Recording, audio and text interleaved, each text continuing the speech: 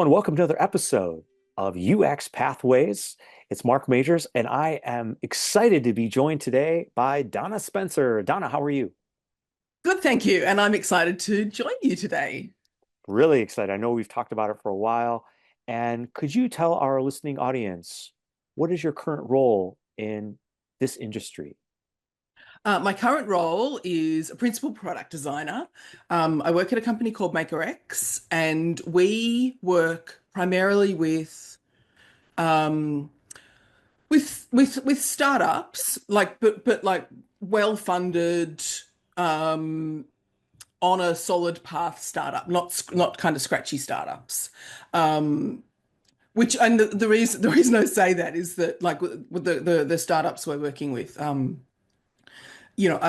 on a solid trajectory, and what that means is I'm working on, brand new product all the time, and often in really quite complex, new tech, new domains, and like that kind of 0 to 1, like really early concept, not kind of building out a large system with a large corporate, and that context will affect, some of the things we talk about today. Yeah, no, it sounds exciting. So what's interesting is, so because of that in your current role, there's a lot of people that always wonder, like, well, how did you get to where you are? So was there a specific moment that you stumbled into this UX industry? Yeah, but like 25 years ago. So like it was a really long time ago, and it was like it was an entirely different world where UX didn't exist, usability did exist, and was known about. I think information architecture was fairly early, and I was working in the public service, which is like, Australian government. And I was working with our Bureau of Statistics, and the Bureau of Statistics website itself was going from like a 30,000 page website, which is still pretty damn big, to like the whole statistical catalog. I don't know what it went to, like, 500,000 pages or something, like stacks. Like it just went kaboom when we put the whole catalog on. And I was working in a different team, like on something completely, separate, and got pulled over to help with this implementation process. And in that process, like learned about usability, learned about information architecture, did the first usability test on that website. And then, I was living in Canberra, which is the government city, and, people know people. So then I was, headhunted by another department because I knew something about usability. And they literally said to me, "We don't care how much experience you have, you at least know about it." And like, gave me a really good contract. That's a And good place since to then, I be. just like I just fall forward a lot, and fall into things. Though, and we might come back to this later, as now I am older, like now I am over 50, it is really, really, really hard to get work. So I've been in my current role 3 years, and I love it to bits, and I hope I never have to leave. I hope nothing happens because I actually like my job, but I also hope nothing happens because I suspect it will be my last. Just because it's really, really, really hard to get work as you get older. Well, and that brings up a really good point. There has been a lot of UX saturation out there. You see many big companies lay off a lot of UX jobs, and there has been this trend of, well, we're not sure what it's attributed to. It could be Yeah, the advent of the new technologies like AI. It could be something like that. But you do bring up a good point that for those that are thinking of getting in the industry, many people may get in as a non-traditional student into this, yeah, and you do have to think about all those factors. And that actually does sound like a really good episode to go about, which is how you approach this when you are someone that's been in the industry for a while, because I've been in the yeah, industry for a while myself as well. And the one thing that always comes up though is we hear a lot of individuals that say, okay, well, I'm creating a product, and you are right now. You've been talking about it. How do you encourage a positive user experience for end users? Because there always seems to be many different, I would call it, interests that are Yeah. coming at it when they're trying to create a product. How do you do that? And again, this is where the context matters, because I work with startups, um, and usually like really tiny teams as well. Like I'm not working with 100 people, I'm working with usually two or three people on the client end. And they're driven to, get their, like, to figure out if their product is, feasible, viable, desirable. So they're driven to to actually have it be a good user experience. So for me, right now, like it's not hard. I just create great stuff and we talk about like having a good experience and especially like onboarding new customers and retaining new customers, which is what startups always, want to do in that early stage. So the time when I see it and in my past, difficult to create a good user experience is not about thinking through the experience and making sure that people can, the people can understand what they're looking at, understand what they're doing, complete tasks smoothly. The difficult thing is working with often large amounts of stakeholders who have opinions. That is the hard thing, and that's when I, having done this for a long time and worked in different places, and also, watching how people talk, on places like Reddit and places where people are, asking for help on how to do their job. It's usually how do I convince stakeholders to listen to me, to follow this path, that users matter, and that's that, and clashing with business priorities often, where a business wants to do a thing that may not be in a human's best interest. So that's where I see it, and it is really, really, really difficult stakeholder management. It is not like the designing of a product is it'll go like is this hard, and managing working with stakeholders is this hard, huge hard. Yeah, that's an interesting point. And I like how you went down the fact that you're analyzing other conversations. You've been down that path before and you're leveraging that. And I think that's one thing as you're contemplating, should I get into UX? That, as you said, Mm, design is that much of the picture. yeah, You need to be thinking yeah, about all these other things. yeah. What would you classify? Is that more in the fact of communication skills, interpersonal? It's a bunch of things. So yes, definitely it's yeah, communication skills, presentation skills, but it's also like a lot of deep and strong analysis skills are needed. Um, so if thinking about people who might be thinking about coming into this industry, and they're probably strong in UI. Um, but the other things that they need to do is understand, like, data structures, and understand what is available to them, and potentially understand how, like a tool, how something like AI might be working behind the scenes, and to do all of that analysis as well as the UI bit. Like they might get told, like, here's a thing, do it, especially when you're more junior. But really, you need to be able to unpick things. And then the way that that ties to communication is you need to be able to not just communicate that here is a UI, like here's the UI, it looks pretty, whatever, but to be able to say, this I did this because of these reasons. This, interaction is because the data looks like this, for example. I've used this flow because if we do it that way, then it won't work, blah, blah, blah.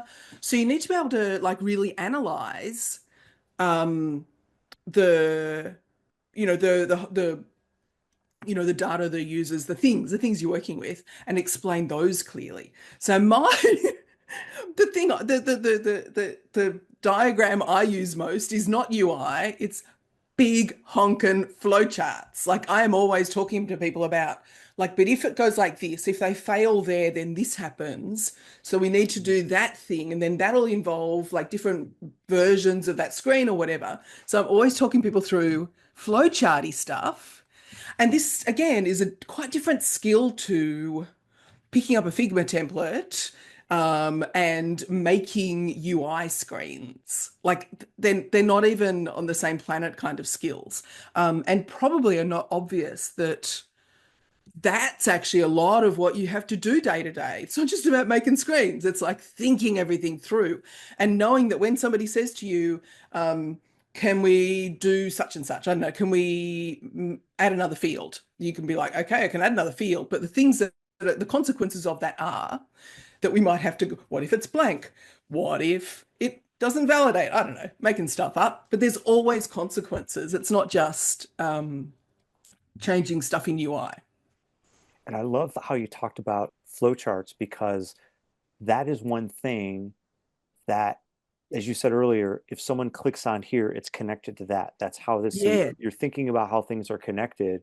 And that's ultimately what that user experience is because someone's going from A to B, they're trying to get some type of task completed. But yeah, that is interesting how that skill set, knowing how to develop that and communicate that, so that is part of how you're pitching your design, saying that this is connected to this. You're yeah, you're thinking about the mechanics of it. At the same time, you're thinking about how that presentation layers. I know Jesse James yeah, Garrett also always talked about all those different layers. That's yeah, those elements of yeah, experience, and I yeah. sense you're That's tapping into them. yeah, well, yeah. And so what you're doing when you're communicating is like thinking through all and working is thinking through all of those layers. So people will be often, especially stakeholders, reacting to that presentation layer. And a good UX designer with, with experience, this comes with experience. It isn't just something you get like straight out of school. Well, I now I'm going to have to think about the layers, but like there's certainly presentation through to strategy at the bottom. There's like structure somewhere in there. I don't know. There's some layers in there that Interactivity. I've forgotten because I haven't looked at it for a while. But you have to be able to think both like from the presentation right down through to the strategy. Because like a presentation thing, add a new field to this screen can be like, do you really want to collect that data? What are you going to use it for? How do we track it? Like there's just, yeah, you're always thinking through all of that detail. And again, it would not be clear at all that a lot of what we do is um, think about everything at once. Yeah, that's part of why this career and going down this path is, a lot of people say, oh, you should be polymath or know all these things. But it is important to at least know how these things are connected. And that leads me to Yeah, my next question, which is, so let's just say I'm thinking about getting into this industry. Is there any advice you would give someone that are thinking about, yeah, I'd love to be an advocate for an end user. I'd love to get into UX. yeah. Is there some, mantra or some words you would offer them as advice? Yeah. What I haven't for a few years, but I used to um, teach the final course. It was called a capstone unit in Australia. So the final course of an undergrad um, UX degree. And the advice that I would often tell my students was not to like go straight at I want to find a UX job, but to find a job, and especially when there's not very many UX jobs and there's not many junior UX jobs. So don't like just hammer at it because often they would end up in um, roles that were like they were the only person in the company, they were the only UXer, and they would just fall apart. So I would often, suggest that they do get into a good company, maybe in a, customer service kind of role, some kind of support role. Um, maybe if they're strong in data, like a kind of junior data kind of role, you can get into a place and then apply all of the user-centered thinking that we learn to all kinds of roles. And and it isn't like immediately going, I've got my degree, I'm now gonna, get straight into to this UX role. But Um, Finding a place to grow inside a company can be, not always, can be better than like trying to attack it head on and just say, oh, I want a, a junior UX, I want a mid-level UX. Um, so yeah, I always suggest that they, and again, this is like the Australian context in a market where there weren't many junior roles anyway, even before the tech downturn.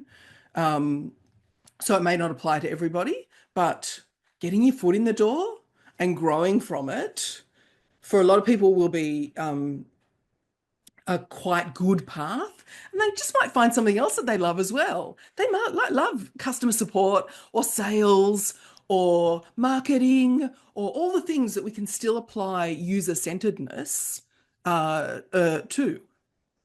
Yeah, I mean, these values, these pillars can be applied to multiple things. I love Yeah, that advice because you can kind of make it what you want. And then if you learn something, you could find out that, well, maybe I got hired into QA and I'm yeah, doing yeah, some QA type as of well. accessibility testing. Well, maybe I Yep. can move over into another group doing that. So there's a Yeah, lot of ways to think about this. And you're right. I mean, I've know a lot of people that went in and took the sole UX role and then realized that they were so busy they it just yeah, burned them out. So you yeah. really need to pace yourself, which is also another key advice you had in there as well. Yeah, yeah. I think it's way better to be in a good company with support around you, especially when you're more junior, and especially when you're both young and more junior. Get like support around you to grow than to be a single UXer in a company who's never had UX, who don't know what they're doing. That is just a recipe for stress and burnout. And I've seen so many people do it. Same. It takes a lot of energy, which is uh, probably reflected in your diminution burnout. Well, Donna, it was a pleasure having you on the podcast. How can those out there find more information about you and what you're up to? LinkedIn is probably the easiest place to find me, and Donna Spencer will get you there. I don't have like some of the other socials that I left and deleted a few years ago. You can find me you can find me hanging out on Reddit as well because I think Reddit's really cool. Though you can't go, you have to use my username, which was Maadonna. So Madonna with two A's. Um, Love it. that's about the best places to find me. Well, once again, it was great having you on the podcast. Thanks for sharing all your insights. And please find out more about Donna.